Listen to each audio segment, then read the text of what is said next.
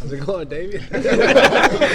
Sorry you had to walk in on that. No, it's okay. Family drama. No, it's okay. Damien, you talked a little bit about it after the game. You lost some weight in the offseason. What'd you do to slim down? I changed up the way I eat a little bit, or the way I ate. Practice is tough. It's kind of the middle of the summer workouts, summer conditioning program, and going into fall camp. So it wasn't too hard. I just kind of ate a little better, ran a little extra sometimes, but it's not hard when you practice the way that we do, as hard as we do. If you're not in shape, they'll get you in shape. So. How do you do the same thing? Did you guys kind of work together on that? Did you kind of bond together? Actually, no, because I didn't know that he was trying to lose weight. I don't know if he knew that I was trying to lose weight, but I think it was good that both of us did. I think both of us are playing really well right now, and I think that's a huge reason why we are. I know you guys. What'd you give up that just really sucked to give up?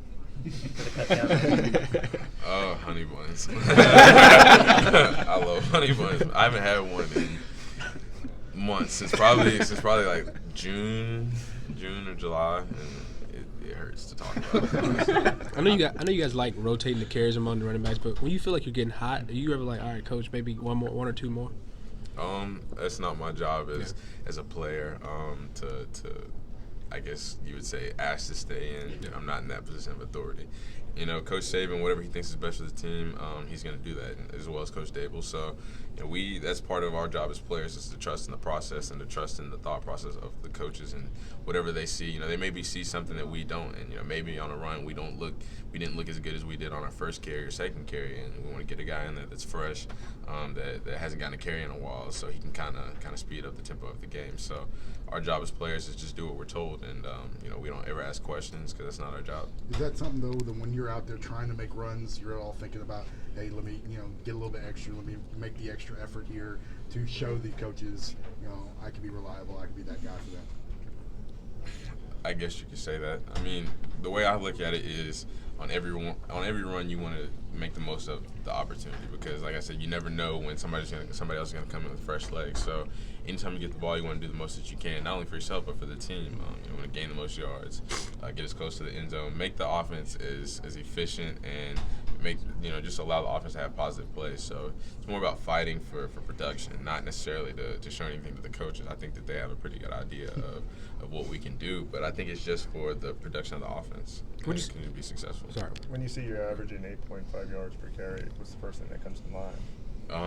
The O-line, and how they're gonna make me keep taking them out to eat and keep spoiling them, because they make our offense work, and it starts up front with them. I say it every week. That's in the pass game, blocking inside out, protecting Jalen in the pocket, or in the run game, opening up holes and moving the line of scrimmage. So they do a great job. It's getting kind of expensive, but. So where'd you take them already then? What was the bill? It's disclosed. When you do slim down like that, it still looks like you're running through guys. How do you keep your strength while slimming down and trying to get faster? I think. I don't really know. I can't give you a strict answer to that. It's just a testament to Coach Cochran. He helps out guys in the off season. Just his program that he puts us through, whether it's fourth quarter, summer conditioning, or during fall camp. The workouts that we do to keep us strong, even when if we're trying to lose weight. Just keeping us healthy, keeping us able to make those runs, still be strong. I don't really know. I guess you should ask him. That's a good question. Hey, speaking of that physicality, you showed off that on the 27-yard run to set up Jalen's touchdown. What did you see on that play?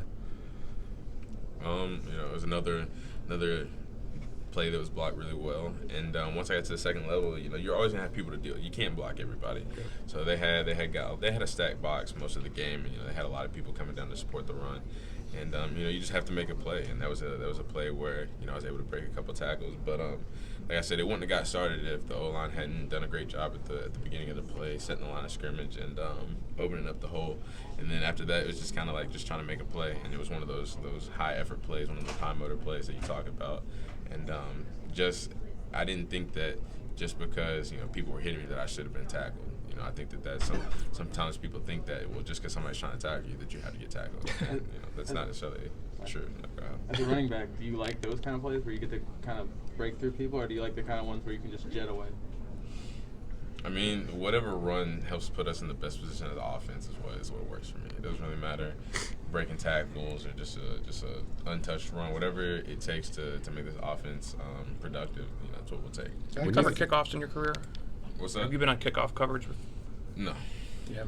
Then never mind. Back-to-back weeks, you've had those runs. It looks almost like maybe in the same play, long runs where the play looks like it's designed to go left and you cut back, hoping or whatever. What are you watching? What are you keying on in that situation? Or is that just where it's supposed to go, fake one and go left or right? It's just, that kind of comes down to watching and seeing how teams play. We knew that coming into this game that their defense liked to run side to side and to try to keep things from getting down to the perimeter. And we knew as running backs, if you press the read, then you know that there was going to be a good chance that they would overrun it, and then you can cut behind the defense. So, but that just comes with a lot of time watching film, studying your opponent, and we thought that we were a step ahead of them, and we studied them so well. And that was a run that we were able to have success on. Does the offense ever have a say in whether or not you go for it on fourth down? Us as players? I don't know. I mean, maybe. There will be times if it's 4th and 1 and we're kind of huddled up, and we'll be like, yeah, Coach Saban, let's go for it. But at the end of the day, I mean, nobody really makes that decision except for him. So that's kind of Coach Dable switches out personnel quite a bit. I mean, how do you think that's made you guys more effective as an offense, and also put maybe the defense on its heels too? That's another thing where it comes with studying your opponent, seeing how the defense lines up against certain personnels and certain groupings of players.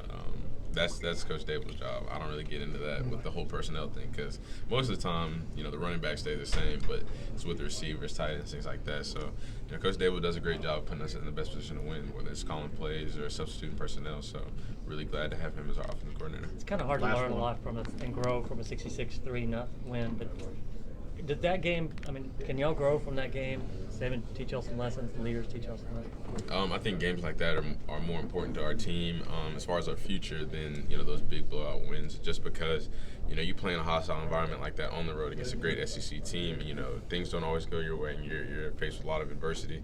So I think that is kind of proposes lessons to us as to how we can fight through that adversity, in the upcoming weeks. We know we got a lot of football left to play, and something that Coach Saban always says is last week's success doesn't determine this week. So that's just kind of where we're going with it, and we're going to look at the tape today and see how we can improve. Thanks, David. Thanks, man.